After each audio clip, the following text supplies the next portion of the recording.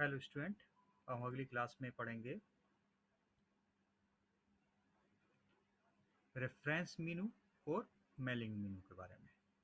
जो रेफरेंसेस होते हैं वो किसी भी डॉक्यूमेंट्स में, बुक्स में या जो भी आपने मटेरियल लिखा हुआ है उसमें जो शब्द या कोई आपने मैटर यूज़ किया है, कोई टैगलाइन यूज़ की है, वो किस कहाँ से उसका रेफरेंस लिया गया है उसको दर्शाने के लिए यूज़ होती है। इसमें कई सारे ऑप्शंस दिए हुए हैं, जैसे टेबल ऑफ कंटेंट्स दिया हुआ है।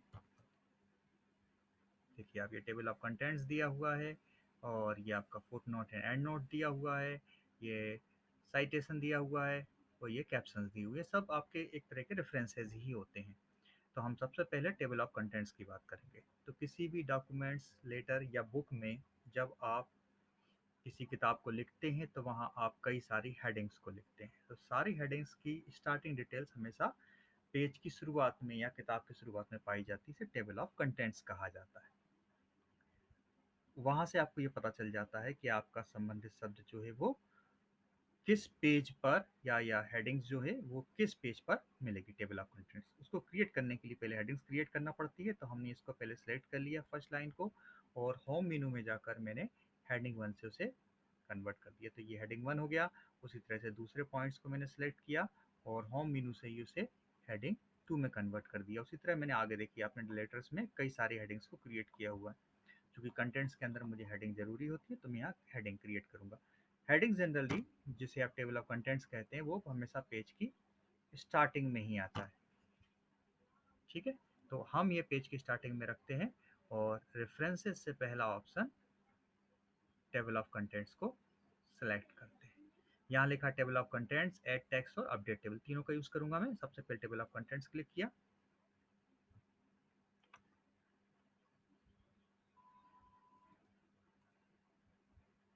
Table of contents, insert table of contents, ये मैंने सेलेक्ट किया पहली फील्ड्स और इसे ओके कर दिया। ये मेरा क्रिएट हो गया टेबल ऑफ कंटेंट्स। यहाँ पर आपको लिखा है point 1 insert table, page number 1, page number 2, सारा एक इंडेक्स क्रिएट हो गया है।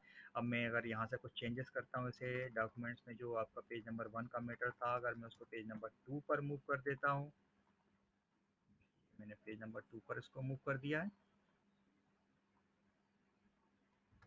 ये पेज नंबर 2 पर चला गया, लेकिन टेबल ऑफ कंटेंट्स उसे पेज नंबर 1 ही दिखा रहा है। तो उसके लिए मुझे करना पड़ेगा अपडेट टेबल। तो अपडेट टेबल क्रिएट करते ही ये table number page number 2, page number 3, page number 3 पर आपको दिखाने लगेगा। तो ये था table of contents. Table of contents के ठीक बाद आता है फुटनोट। फुटनोट के पास है फुटनोट एंड एंड नोट। दोनों बिल्कुल दिखने में एक तरह से हैं। आप होता क्या है कि हम जैसे कोई शब्द होता है, उस शब्द से संबंधित जानकारी होती है। जैसे किसी वैज्ञानिक का नाम लिखा हुआ तो वैज्ञानिक के नाम से संबंधित जानकारी उसी पेज के बॉटम पर लिख दी जाती है कि वैज्ञानिक ने ये आविष्कार कब और किस सन में किया था। तो इसे बोलते हैं आप फुटनोट। अगर वह डिटेल बिल्कुल डॉक्यूमेंट्स के खत्म होने के बाद, लाइक पेज नंबर 4 या पेज नंबर 5 के बाद में आती है, तो उसे एंड नोट कहते हैं। सबसे पहले मैं फुटनोट का यूज़ करूंगा। तो मैंने गैलरी को सिलेक्ट किया हुआ है, उसके बाद मैंने फुटनोट पे क्लिक किया। उसी पेज के लास्ट में मुझे एक जगह मिल गया जहाँ मैंने उसको लिख दिया। तो ये हो गया फुटनोट। ये उसी पेज के फुटर एरिया पे लिखा गया नोट से फुटनोट। और अगर किसी शब्द को आपने सेलेक्ट किया हुआ है और उसका एंड नोट क्रिएट किया है जो डॉक्यूमेंट्स के अंत में होता है, अभी मैंने एंड नोट क्रिएट कर दिया, तो आप ये देखिए ये इस पेज के बिल्कुल बीच में आया है, जबकि फुटर बहुत नीचे है उसके। और ये पेज नंबर जो है, मैं इसको थोड़ा स्क्रीन बड़ी करके आपको बता देता हूँ। ये पेज नंबर 4 है, यानी सबसे लास्ट का पेज है। तो फुटनोट जो होता है वो हमेशा फुटर पर होता है और एंड नोट होता है वो डॉक्यूमेंट्स के कंप्लीट यानी खत्म होने के बाद होता है। तो फुटनोट एंड नोट हो गया। उसके बाद आता है साइटेशन। साइटेशंस वास्तव में एक तरह का कॉपीराइट को रोकने का तरीका होता है। आप जब भी किसी अपने लेटर्स में, अपनी किताब में, बुक्स में, रिसर्च पेपर में किसी दूसरे व्यक्ति का रिसर्च या उसका कहा स्टेटमेंट यूज़ करेंगे, तो आपको ये बताना होगा कि ये किस व्यक्ति का स्टेटमेंट है और ये किस किताब से लिया गया है। इसे साइटेशंस भी कहा जाता है। साइटेशंस को सबसे पहले आप इंसर्ट क्रिएट करते हैं। क्या होता है, जैसे कोई भी शब्द है, लाइक मैंने कोई भी एक मैटर यूज़ कर लिया, जैसे मैंने एक मैटर लिखा है SCITGROUP ग्रुप, सिर्फ इतना सा लिखा हुआ है। तो ये SCIT ग्रुप मैंने किस जगह से लिया हुआ है, इस चीज़ को आपको देखना है। तो आपको इसको साइटेशंस क्रिएट करना पड़ेगा। यहाँ पर ऑप्शन दिया होता है इंसर्ट साइटेशंस, आप ये देख लीजिए ऑप्शंस पे। साइटेशन बिब्लियोग्राफी, बिब्लियोग्राफी का स्टार्टिंग रूप साइटेशन ही होता है, क्योंकि बिब्लियोग्राफी साइटेशन से ही क्रिएट होती है। तो यहाँ होगा इंसर्ट, आप जब इस पर क्लिक करेंगे तो ये आएगा ऐड न्यू सोर्स। हम ऐड न्यू सोर्स पे क्लिक करेंगे तो मेरे पास एक विंडो खुल जाएगी उसकी, जिसमें आपको लिखा होगा types of source, author, title, year, city, publisher. ये इंपॉर्टेंट फील्ड्स होती हैं, कंपलसरी फील्ड्स होती हैं जिनका आपको उपयोग करना ही होता है। तो मैं अब इस यहाँ पर लिख देता हूँ कि मुझे यहाँ बुक्स के साथ ऑप्शन था, book section, general articles, articles, और यहाँ वेबसाइट का भी एक ऑप्शन दिया हुआ है, तो मैं यहाँ बुक को सिलेक्ट करूँगा। मैं ऑथर का नाम डालता हूँ यहाँ पर, जैसे मैंने डाला है कि अचल बाथम, ये ऑथर हैं और इनकी बुक का नाम है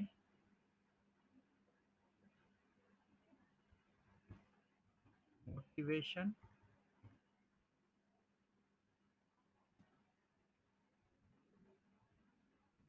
स्पीच।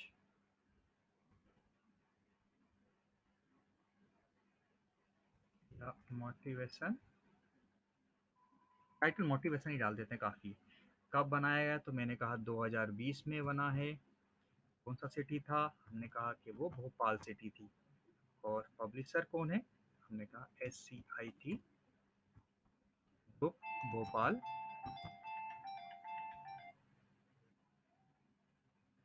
के पब्लिशर है। मैंने ओके कर दिया तो मेरा साइटेशन क्रिएट हो गया। तो इसके ठीक बाद में लिखा गया अचल बाथम, बाथम 2020, यानी कि SCIT ग्रुप का जो रेफरेंस लिया गया वो बाथम 2020 से लिया गया है। ऐसे ही आप अगर किसी और दूसरे शब्द के अंदर आप चाहते हैं कि मैं इस, ये जो मैटर लिखा होगा ये मैटर कहाँ से लिया गया है, तो ये मैंने एक मैटर को क्रिएट कर लिया है। और यहाँ पर जब साइटेशंस पे गया तो नाम दिख रहा है मुझे अचल बाथम। अगर आप और मेरे सोर्स करते हैं और आपको बहुत सारे मिल जाते हैं, अगर आप उसको भी यूज़ कर लीजिए। मैंने सारे यूज़ कर लिए,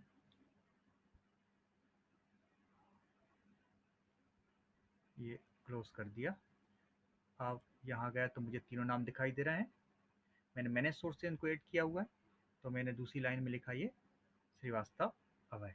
और मैंने एक तीसरा मैटर जो मैंने ये लिया हुआ था, इसके ऊपर मैंने साइटेशन क्रिएट किया हुआ है कि ये किसने लिखा है। तो इसका मैंने किया है दुर्गा सिंह, तो आएगा सिंह 2020।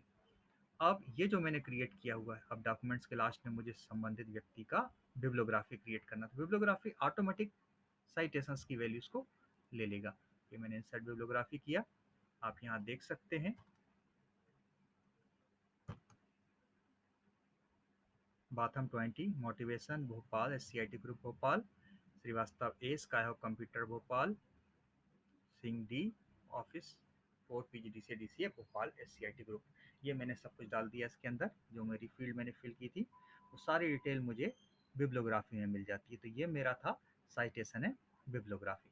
इसके बाद जो अगला ऑप्शन होता है वो होता है कैप्शंस। कैप्शंस मतलब आप फील्ड जो वैल्यूज लेते हैं, जो भी आप फील्ड ले रहे हैं, जैसे फिगर्स या ये पिक्चर्स लेते हैं, तो आप इसके ठीक नीचे लिख देते हैं picture one, figure one, table one, create. इस तरह के ऑप्शंस जो आप लिखते हैं वो आप उसे कैप्शंस के थ्रू लेते हैं। तो मैं इंसर्ट कैप्शंस का यूज़ करता हूँ यहाँ से। ये मैंने पिक्चर्स क्रिएट किए हुए हैं, मैं कर्सर को यहाँ रख देता हूँ पिक्चर के ठीक नीचे। अब मैं यहाँ से यूज़ करता हूँ इंसर्ट कैप्शन। इंसर्ट कैप्शंस में आता है ऑटोमेटिक लिखा होता है फिगर वन, लेवल फिगर। आप चाहो तो टेबल और फिगर दोनों को कर सकते हैं। तो मैं लेवल फिगर की जगह एक नया लेवल क्रिएट कर देता हूँ, वहाँ कर देता हूँ पिक्चर 1 2 3 नहीं लिख रहा हूँ, बाय डिफ़ॉल्ट वो पिक्चर वन ले लेगा। ओके कर दिया। ये देखिए पिक्चर यहाँ लिखा आ गया, इसमें मैंने कंट्रोल ई करके सेंटर अलाइनमेंट कर दिया। तो ये पिक्चर के ठीक नीचे पिक्चर वन लिखा हुआ है। इसी तरह ये चार्ट है, तो चार्ट को मैं फिगर मान लेता हूँ। तो इंसर्ट कैप्शंस पे जाकर मैं इसको पिक्चर से चेंज कर देता हूँ फिगर में। तो बाय डिफ़ॉल्ट इसका नाम फिगर वन आ जाएगा। ये हो गया पिक्चर वन, ये हो गया फिगर वन। तो ये कहलाता है आपका इंसर्ट कैप्शन। बाकी ऑप्शंस की हमें इतनी आवश्यकता नहीं है, तो इसको हम अभी फ़िलहाल छोड़ देते हैं। हमारा अगला ऑप्शन रहेगा वह रहेगा मेलिंग्स। मेलिंग्स मीनू के लिए हम अपना दूसरा एक मैटर तैयार करते हैं मेल मर्ज का। ये मैंने मैटर तैयार किया हुआ है मेल मर्ज। तो मेलिंग ऑप्शंस के 3 ऑप्शंस होते हैं मेलिंग में। होता है मेल मर्ज, इनवलप्स और लेबल। यहाँ सब एक लेटर को मेल करने से संबंधित है। ठीक है? तो मेल मर्ज जो होता है वो किसी लेटर को नंबर ऑफ पर्सन्स के पास पहुँचाने का काम करता है। जैसे आप एक कॉल लेटर्स को, एक इन्विटेशन लेटर्स को या एक आप रोल नंबर भी आपका होता है। आप रोल नंबर को नंबर ऑफ पर्सन्स को भेजते हैं तो उसपे उस व्यक्ति का नाम लिखा होता है। बाकी डिटेल तो सेम रहती है। उसे बोलते हैं मेल मर्ज यानी कि डॉक्यूमेंट्स में एक डाटाबेस एड्रेसेस को मर्ज करना मेल मर्ज कहलाता है।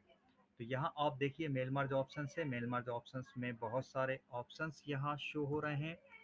आप इन ऑप्शंस को एक बार देख लीजिए। ये लिखा हुआ है letter, email message, envelopes, label, directory और स्टेप बाय स्टेप। तो मैं step by step mail merge wizard का यहाँ पर उपयोग करूँगा। ये मैंने क्लिक किया, ये मेरा स्टेप बाय स्टेप विजार्ड आ गया जिसका पहला स्टेप है सिलेक्ट डॉक्यूमेंट टाइप और यहाँ 1 2 3 4 5 6 स्टेटमेंट आते रहेंगे। तो मैंने सेलेक्ट डॉक्यूमेंट टाइप्स में सबसे पहले लूँगा लेटर्स।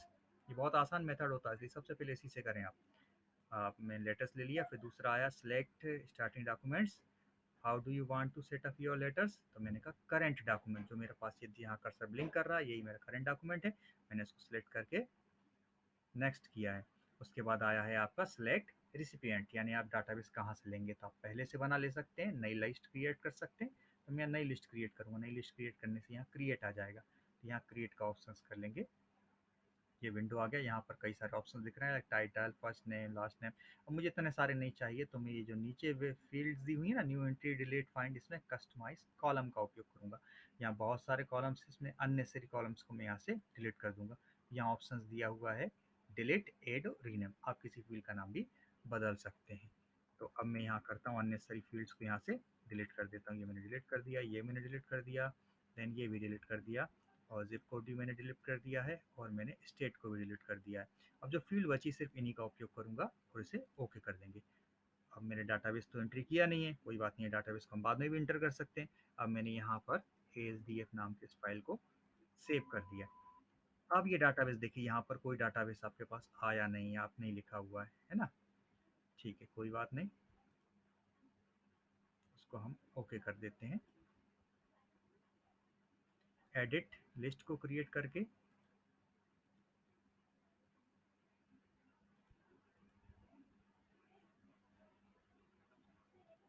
चलिए मैं सेलेक्ट डिफरेंट लिस्ट को ले लेता हूँ। ये मैंने क्वालिटी नाम की फ़ाइल को ले लिया, इसलिए लिया क्योंकि मैंने उस वक्त डाटाबेस को इंसर्ट नहीं किया था और मेरा ज़्यादा मैं डाटाबेस इंसर्ट करूँगा तो फिर टाइम वेस्टिंग हो जाएगा।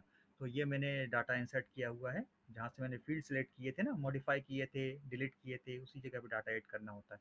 यहाँ मैंने लिखा था राजीव साहू, मिस्टर ABCL, माता मंदिर, ये फील्ड मैंने भर दी थी MP नगर भोपाल।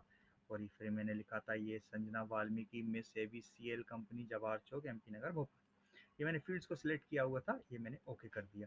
अब यहाँ जो स्टेप्स, 3 स्टेप अगली आई हैं, इन स्टेप्स का कोई ज़्यादा यूज़ नहीं है, बस हमें सिलेक्ट करते जाना है। Write your letter, yes write कर दिया। प्रीव्यू लेटर, देख लिया। कंप्लीट मेल मर्ज, कंप्लीट कर दिया। ये इसका काम कंप्लीट हो गया। हमारा जो ऑप्शन से ऊपर दिए हुए, यहीं हमारे सारे काम अब हो जाएंगे। यहाँ स्टार्ट मर्ज, यहाँ मैंने लिया था लेटर्स। यहाँ मेरा नीचे step by step mail merge wizard भी था, जिससे लिखने में आसानी होती है। और दूसरा था सेलेक्ट रेसिपिएंट, मैंने कहा था न्यू लिस्ट, मैंने एग्जिस्टिंग लिस्ट का भी यूज़ किया हुआ है, अभी जो दोबारा सेलेक्ट किया। और एडिट, आप करेक्शन यहाँ देख सकते हैं किस फील्ड को लेना, उसको सिलेक्ट कर लीजिए, जिसका रिकॉर्ड देना उस बंदों को सिलेक्ट कर लें और उसे ओके कर दें। तो ये मेरे सारे काम हो जाएंगे। इसके बाद हमारा सीधा वो शब्द आएगा, वो आएगा इंसर्ट मर्ज फील्ड का। अब मुझे जो डॉक्यूमेंट्स है उसमें उसको मर्ज करना है। यहाँ से सिलेक्ट करके मैंने पहले ले लिया टाइटल, आपको यहाँ दिखाई दे रहा है टाइटल। टाइटल में ये था प्रीव्यू रिजल्ट। तो आप यहाँ प्रीव्यू रिजल्ट को मैं रोक दूंगा ताकि आके मुझे टाइटल दिखाई दे। टाइटल के बाद अब मेरे पास इंसर्ट मर्ज फील्ड का दूसरा नाम होगा फर्स्ट नेम, और स्पेस के बाद मैंने यहाँ ले लिया लास्ट नेम। ये देखिए यहाँ पर दिख रहा है title, first name, last name. और इसके बाद यहाँ मैंने फिर लिया हुआ है आपका एड्रेस लाइन 1, जो व्यक्ति की लाइन है, एड्रेस लाइन है। और फिर मैंने यहाँ लिया हुआ सिटी, ये मैंने सिटी ले लिया। डियर के सामने मैंने यहाँ से फिर मर्ज फील्ड पर गया और मैंने यहाँ फर्स्ट नेम को ले लिया। यहाँ दिख रहा है आपको डियर फर्स्ट नेम। अब नीचे जाते हैं, फ्रॉम में आते हैं। फ्रॉम में मैंने यहाँ पर लिया है कंपनी का नाम और उसके नीचे लिया है एड्रेस लाइन 2 को। ये मैंने एड्रेस लाइन 2 को ले लिया और स्पेस दे के मैंने वहाँ पर ले लिया सिटी का नाम। तो मेरे पास ये क्रिएट हो गया अब देखिए आपको सब फील्ड दिखाई दे रही है, यहाँ पर आपको टाइटल है, फर्स्ट नेम है। अब जैसे मैं प्रीव्यू रिजल्ट पे क्लिक करूँगा तो ये नाम दिखाने लगेगा, मिस्टर राजीव साहू, माता मंदिर भोपाल और एबीसीएल एमपी नगर भोपाल। अब ये यहाँ देखिए फील्ड दिख रहा है, एक ही रिकॉर्ड है, ये दूसरा रिकॉर्ड आ गया। दूसरा रिकॉर्ड है miss Sanjana Valmiki, Jawahar Chowk Bhopal, dear Sanjana from ABCL MP Nagar Bhopal. आप यहाँ से इसे ऐड भी कर सकते हैं, आप किसी फील्ड को यहाँ ढूंढ भी सकते हैं। और फिनिश मेल मर्ज में आप जाकर आप उसे इंडिविजुअल विंडो पर एडिट कर सकते हैं, आप उसे प्रिंट आउट से प्रिंट निकाल सकते हैं, आप उसे मेल भी कर सकते हैं। आप तीन ऑप्शन में से जो भी करना चाहें आप इसको कर लेते हैं। तो ये मेरा मेलिंग एंड रिव्यूज मेलिंग मेनू खत्म हो गया। आज की क्लास में इतना ही रहेगा। नेक्स्ट क्लास में हम रिव्यू और व्यू पढ़ेंगे। जैसा कि आपको पहले बताया जा चुका है कि आप SCIT ग्रुप ने, आपके कंप्यूटर ने सेंटर ने आपको जो एक किताब प्रोवाइड की हुई है ऑफिस 2013 की, उस किताब को आप जो आपका वीडियो लेक्चर है इसके साथ ज़रूर पढ़ें, वो आपको काफ़ी हेल्प करेगी। धन्यवाद आज की क्लास के लिए एंड थैंक यू।